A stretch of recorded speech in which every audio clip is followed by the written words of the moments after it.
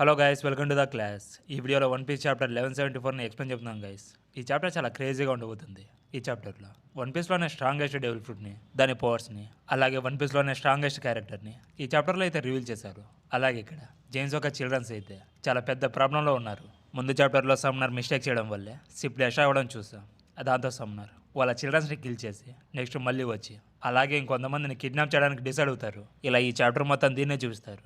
అయితే చిల్డ్రన్స్ని సేవ్ చేస్తారా లేదా చనిపోతారా? అలాగే వన్ పీస్ వరల్డ్లోనే స్ట్రాంగెస్ట్ పర్సన్ ఎవరైనా తెలుసుకోవాలంటే ఈ వీడియోని లాస్ట్ వరకు చూసి తెలుసుకోండి గైస్. ఇలా ఈ చాప్టర్ వచ్చి చాలా ఇంట్రెస్టింగ్గా ఉండబోతుంది. బట్ చాప్టర్ని ఎక్స్ప్లెయిన్ చేసే ముందు నా వీడియోని లాస్ట్ వరకు చూసి ఏం నచ్చిందో ఏం నచ్చలేదో చెప్తే ఇంకా బెటర్గా చెప్పడానికి ట్రై చేస్తా. ఈ వీడియో కనుక నచ్చితే లైక్ చేసి హై బటన్ని క్లిక్ చేయండి గైస్. దానివల్ల నా వీడియో అనేది చాలా మందికి వెళ్తుంది. ఇక లేట్ చేయకుండా వీడియోని స్టార్ట్ చేద్దాం. ఈ చాప్టర్ ఒక టైటిల్ నేమ్ వచ్చి the strongest being in this world. అలాగే కౌర్బైలో చూసుకుంటే రాజర్ మీట్ని తినుకుంటూ అలాగే టీరెక్స్కి కూడా తినిపిస్తూ ఏదో తను పెంచుకుంటున్న కుక్క పిల్లలాగా అడవిలో వాకింగ్ చేస్తూ ఉంటాడు.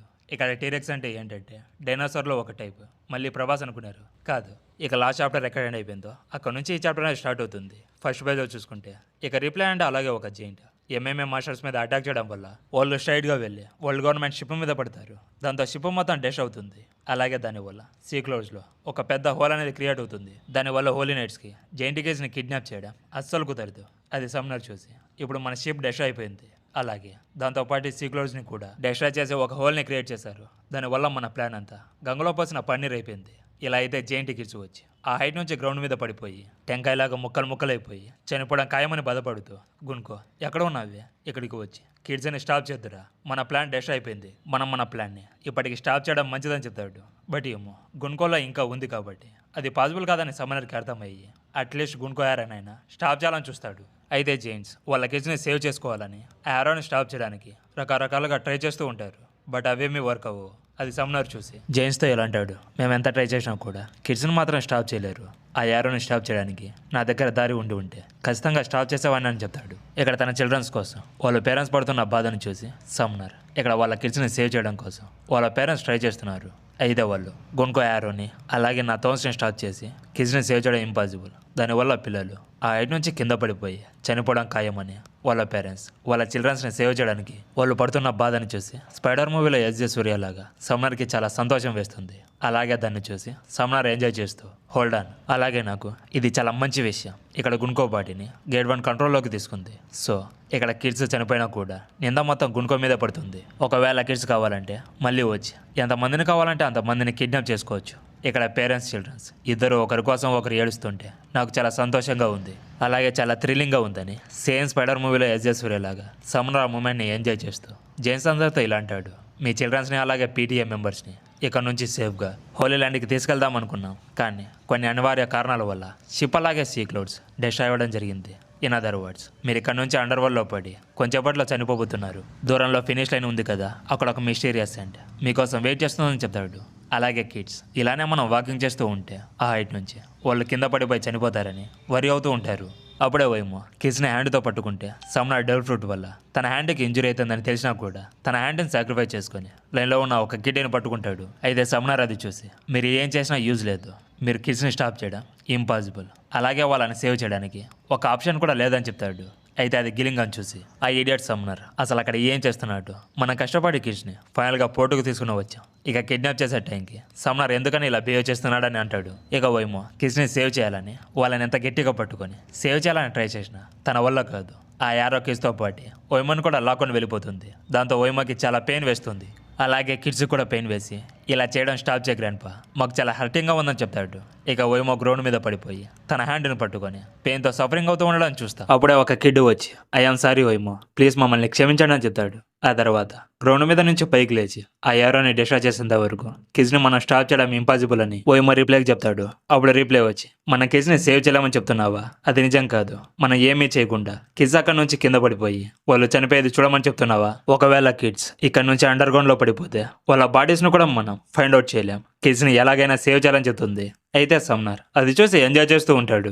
అయితే ఒక కిడ్ ఇది దేవుడు నాకు వేసిన పనిష్మెంట్ అనుకుంటా, ఎందుకంటే నేను క్షమించడాన్ని తప్పు చేసి ఉంటానని చెప్తే దాని మీనింగ్ ఏంటని తన ముందర ఉన్న కిడ్ అడుగుతాడు. అప్పుడు సెకండ్ లైన్లో ఉన్న సెకండ్ కిడ్ వచ్చి మా మమ్మీ కూడా ఎప్పుడు అదే విషయం చెప్తూ ఉండేది, మా అమ్మ చెప్పినట్టు మంచిగా బిహేవ్ చేసి ఉంటే ఇలాంటి పరిస్థితి వచ్చేది కదా అని చెప్తాడు. అది కొలాన్ విని దీనివల్లే మనం చనిపోతున్నామా, కానీ నాకు చావాలని లేదు. ఈ రోజు నుంచి నేను మంచిగా బిహేవ్ చేస్తా. హెల్ప్ హెల్ప్ అని గట్టిగా అరుస్తూ ఉంటాడు. అప్పుడే ఒక చిన్న ఫ్లాష్ బ్యాక్ ని చూపిస్తారు.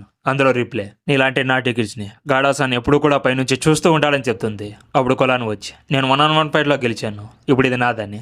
ఎగ్గడ్ ఐలాండ్ లో స్టార్ట్స్ కి ఎంనెట్ రోబోట్ హెల్ప్ చేసింది కదా, తన టైం చూపిస్తాడు. దాంతో రీప్లే కొలాన్ చెవిని పిండి నువ్వు స్ట్రాంగ్ కాబట్టే మ్యాచ్ లో విన్ అయ్యావు. స్ట్రాంగ్ పర్సన్స్ ఎప్పుడు కూడా వీక్ పర్సన్స్ తో మంచిగా ఉండాలి, వెళ్ళి సారీ చెప్పమని చెప్తుంది.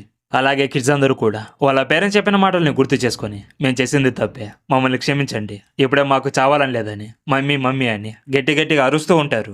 అప్పుడే కిడ్స్ అందరూ సమ్మర్ చెప్పిన ఫిలిస్టైన్కి రీచ్ అవుతారు. అయితే రిప్లై కొలాన్ని గుండెలు గత్తుకొని నేను స్టాప్ చేయలేకపోయా, నన్ను క్షమించమని అంటుంది. అది కొలాన్ చూసి ఏడుస్తూ ఇలా అంటాడు, ఇక్కడి నుంచి వెళ్ళిపో అమ్మా, లేదంటే నాతో పాటు నువ్వు కూడా చస్తావని చెప్తాడు. అప్పుడే రీప్లే వచ్చి నువ్వు టెన్షన్ పడాల్సిన అవసరం లేదు, నేను ఒంటరిగా చావనివ్వనని చెప్తుంది. అలాగే మిగతా పేరెంట్స్ కూడా వాళ్ళ కిడ్స్ని హక్ చేసుకుంటారు. ఇక కిడ్స్ పేరెంట్స్ ఒక్కొక్కరు అండర్ గ్రౌండ్ లో పడిపోతూ ఉంటారు. అది సమ్నర్ చూసి ముందులాగే ఎంజాయ్ చేస్తూ ఉంటాడు. అప్పుడే ఒక కిడ్ వచ్చి మీరేం బాధపడకండి, మన పేరెంట్స్ మనల్ని సేవ్ చేస్తారని చెప్తుంది. ఇక ఫస్ట్ రిప్లై అండ్ కొలాన్ పడిపోతారు. ఇక నెక్స్ట్ రోజా పడిపోతూ ఉంటుంది. అప్పుడే తన ఫాదర్ పట్టుకొని నువ్వు ముందు చాలా మంచి పని చేసావని చెప్తాడు. నెక్స్ట్ బెంట్ని వాళ్ళ మదర్ పట్టుకుంటే నాకు ఏమంటే భయమో నీకు బాగా తెలుసు కదా, నువ్వంటే నాకు భయం అని చెప్పినందుకు సారీ అమ్మ అని చెప్తే నాకు భయపడితే ఏం కాదులే, ఇప్పుడు మీ అమ్మ వచ్చి నిన్ను సేవ్ చేస్తుందని చెప్తుంది. అయితే ఒక కిడ్ అదంతా చూసి ఇలాంటి మంచి పేరెంట్స్ వాళ్ళకి ఉండడం చాలా మంచిదని చెప్తుంది. అప్పుడే స్కూల్లో యాంగే టీచర్ నీకు పేరెంట్స్గా నేను ఉంటానంటే బట్ నువ్వు నా మదర్వి కాదు కదా అని చెప్పిన ఒక చిన్న ఫ్లాష్ బ్యాక్ ని చూపిస్తారు. ఇక ప్రజెంట్లో యాంగే టీచర్ ఆ కిడ్ని హక్ చేసుకుంటుంది. అలాగే టాస్ అక్కడ నుంచి కింద పడిపోయే ముందు నువ్వు మా స్కూల్కి రావాల్సిన అవసరం లేదు, ఇలాంటి బ్రదర్ నాకు ఉండడం చాలా ఎంబారసింగ్ గా ఉందని చెప్పిన విషయాన్ని గుర్తు చేసుకుంటాడు. అప్పుడే వాళ్ళ బ్రదర్ తనని హక్ చేసుకుంటాడు. అది చూసి సమ్నర్ ఎంజాయ్ చేస్తూ ఇలా అంటాడు, ఒక్కసారి ఎందుకు పనికిరాని ఆ చెత్తని చూడండి, అండర్ గ్రౌండ్ లో పడి చనిపోబోతున్నారు. వాటి థ్రిల్లింగ్ స్టోరీ నా హార్ట్ ఎగ్జైట్మెంట్ తో నిండిపోయింది. ఇక్కడ ఉన్నది 10 కిడ్స్ మాత్రమే, వాళ్ళు చనిపోయినా ఏం ప్రాబ్లం లేదు. ఇక్కడ వాళ్ళ పేరెంట్స్ వచ్చి ఉత్త ఈడియట్స్ చిల్డ్రన్స్ మీద ప్రేమతో చనిపోవాలని డిసైడ్ అయ్యారు. దాన్నే నేను బ్యూటిఫుల్ అండ్ పాయింట్లెస్ డెత్ అని పిలుస్తా. నేను పొట్ట చెక్కలయ్యాలన్నవి నా స్టమక్ అటైందని చెప్తాడు. అలాగే ఒకసారి అతన్ని చూసుకుంటే కళ్ళ నుంచి కన్నీళ్ళు, ముక్కు నుంచి చీమిడి, నోట్లోంచి జొల్లు కారుతూ ఉంటాయి. ఇంకా ఎక్కడి నుంచి ఏమేం కడుతున్నాయో నాకైతే తెలియదు. అయితే కింద పడిపోయిన కిడ్స్ అలాగే పేరెంట్స్ ఒక ప్లేస్ లో సేఫ్ గా ల్యాండ్ అవుతారు. అప్పుడు రీప్లే మనం ఎక్కడ ఉన్నామని కొలాన్ని అడిగితే అది నాకు తెలియదు, కానీ అందరూ సేఫ్ గా ఉన్నారు, ఎవరికి ఏం కాలేదని చెప్తాడు. అప్పుడే వాళ్ళకి ఒక వాయిస్ అనేది వినిపిస్తుంది, మీరందరూ నా బ్యాగ్ మీద నిల్చొని ఉన్నారు, ఫస్ట్ అందరు దిగండి అని చెప్తాడు. దాంతో అందరూ అతన్ని లూఫీ అనుకుంటారు. అయితే అది లూఫీ కాదు, అతను ఒక డ్రాగన్ ఫామ్ లో ఉంటాడు. అప్పుడు తను మేము పైకి వెళ్ళిన తర్వాత మీ అందరూ కిందికి దిగిపోవాలి, లేదంటే నాకు ఫైట్ చేయడం కష్టమైపోతుందని చెప్తాడు. అప్పుడు గేర్ 5 లో ఉన్న లూఫీ వచ్చి మీరు సడన్ గా ఎక్కడి నుంచి పడ్డారో నాకైతే తెలియదు, మేము ఈ వైపు వచ్చి మంచి పని అయిందని చెప్తాడు. అప్పుడు డ్రాగన్ ఫామ్ లో ఉన్న పర్సన్ ఇక్కడ వాళ్ళ లైఫ్ ని సేవ్ చేయడం నా ఇంటెన్షన్ అయితే కాదు, నేను సేవియర్ని కాదు, ఒక డెస్ట్రాయర్ని. ఇక్కడ ఎవరు ప్రాణాలు పోయినా నా రెస్పాన్సిబిలిటీ అయితే కాదని చెప్పి పైకి వెళ్తూ ఉంటాడు. దాంతో ఎల్బమ్ మొత్తం షేక్ అవుతూ ఉంటుంది. అయితే ఇక్కడ ఆ డ్రాగన్ ఫామ్ లో ఉన్నది ఎవరో మీకు తెలుసా? అది ఎవరో కాదు, లోకి. అయితే సడన్ గా ఎల్బోలో మంచు కురవడము, లైట్నింగ్ స్ట్రైక్స్, అలాగే థండర్స్ ఐలాండ్ లో పడుతూ ఉంటాయి. అది సమ్నర్ చూసి షాక్ అయిపోతాడు.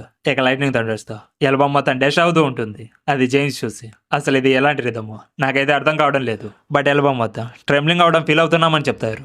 అప్పుడు జరువులు వచ్చి ఒక స్ట్రేంజ్ డేలో స్నో, లైటింగ్, అలాగే థండర్స్ ఎందుకు పడుతున్నాయో అర్థం కావడం లేదు. అలాగే ఆకాశం మొత్తం ఒక బీస్ట్ తో డ్రమ్స్ ఆఫ్ లిబరేషన్ తో కవర్ అయిపోతుందని చెప్తాడు. ఇంకో పక్క సమ్నర్ అంటూ గుండుకో డ్రాగన్ ఫామ్ లో ఉన్న లోకిని చూసి షాక్ అయిపోతారు. ఇక లాస్ట్ బైలో చూసుకుంటే లోకి ఫుల్ డ్రాగన్ ఫామ్ ని చూసుకోవచ్చు. అలాగే లూఫీ డ్రాగన్ కి హాఫ్ కూడా ఉండాడు. తన హెడ్ పైన ఉండి స్మైల్ చేస్తూ ఇలా అంటాడు, ఒకసారి నీ సైజును చూడు, నువ్వు చాలా పెద్దగా ఉన్నావని అంటాడు. ఇక నరేటర్ లాస్ట్ లో గాడ్ ఆఫ్ సన్ కనపడబోతున్నాడని ఉంటుంది. ఇక్కడతో చాప్టర్ అయిపోయింది గైస్. ఈ చాప్టర్ మీకు ఎలా అనిపించిందో కామెంట్ సెక్షన్ లో చెప్పండి. ఇక నెక్స్ట్ చాప్టర్ అయితే మామూలుగా ఉండదు. సో ఈ వీడియోని ఎవరైతే లాస్ట్ వరకు చూసారో వాళ్ళందరికీ థ్యాంక్ యూ గైస్. నెక్స్ట్ వీడియోతో మళ్ళీ కలుద్దాం. అంతవరకు సెలవు తీసుకుంటూ మీ యానిమే రివ్యూస్ తెలుగు.